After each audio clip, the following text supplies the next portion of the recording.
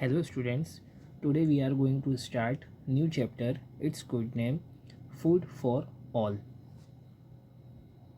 See student, agriculture season we get food from plant. For that purpose we sow grains in fields and plant fruits trees in orchards. About 60% of the land of our country is in use for agriculture. There are two main agriculture seasons in our country. The season from June to October is called the Kharif season. In this season, the crops are watered mainly by the rain. The season from October to March is the Rabi season.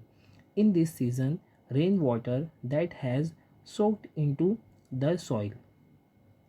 The retreating monsoon and dew are the sources of water for the crops. In addition, some crops are grown from March to June.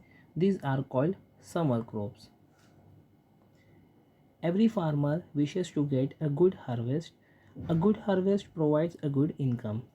Fertile land, good quality seeds and fertilizers, and availability of water are essential for a good harvest.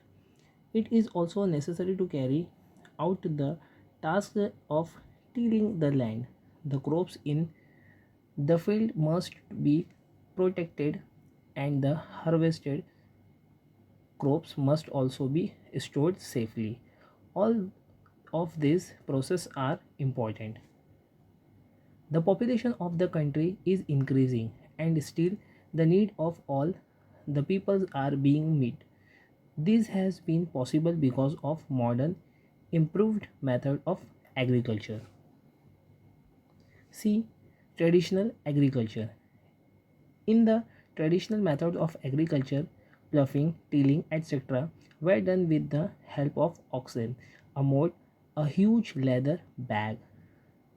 Driven with the help of oxen was used to draw water from the well. Harvesting, threshing, etc. was done by the members of the farmers' families themselves with the help of oxen.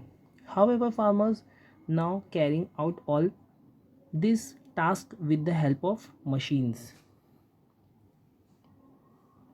See student, improve the seed. Earlier it was customary to preserve the seeds of the one harvest for sowing in the next season. Those seeds did not have a high yield. Nowadays, improved seeds are developed through research. They are available in the market for every crop, such as a jawar, rice, groundnuts, wheat, etc. These have a higher yield. They can resist pest attacks. Some varieties become ripe for harvesting in a shorter period of time, while some give a high yield even with the low water supply. See student, modern method of irrigation. Crops grow well if they are watered at the right time. Watered from rivers, lakes and wells is used for irrigation in addition to rainwater. Greater qualities and quantities of water are stored by building dams and bunds on rivers to obstruct the flow of water downstream. This also helps to raise the level of groundwater. Crops were traditionally watered through canal. However, much water from the canal is lost due to evaporation and seepage into the ground. Now certain improved method of irrigation are used which provide enough water to the plants and at the same time help to save a lot of water. Drip irrigations and sprinkle irrigations are two of this modern method. See student, the drip irrigations methods makes use of a pipes with holes. This, this ensures that the required amount of water drips thrives only near the plants.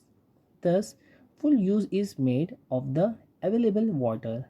Sprinkle irrigation make use of sprinklers of different size that spray water directly on plant. See, if the same crops are grown rapidly in the field, the fertility of the soil decreases. Then we have to add fertilizers to the soil to store its productivity.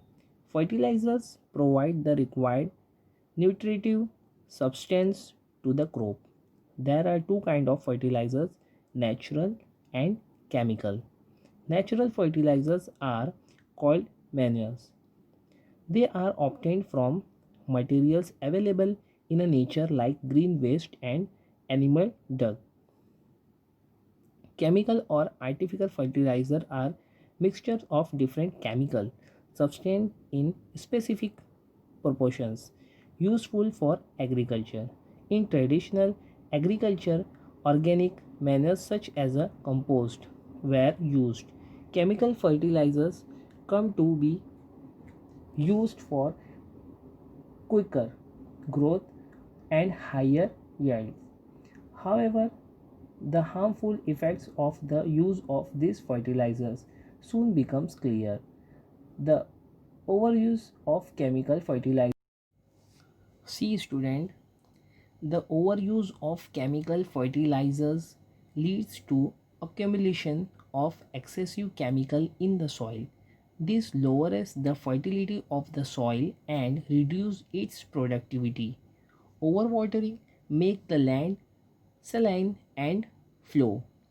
This is seen especially in the parts where water is available in plenty, as for example near dams on or on river banks.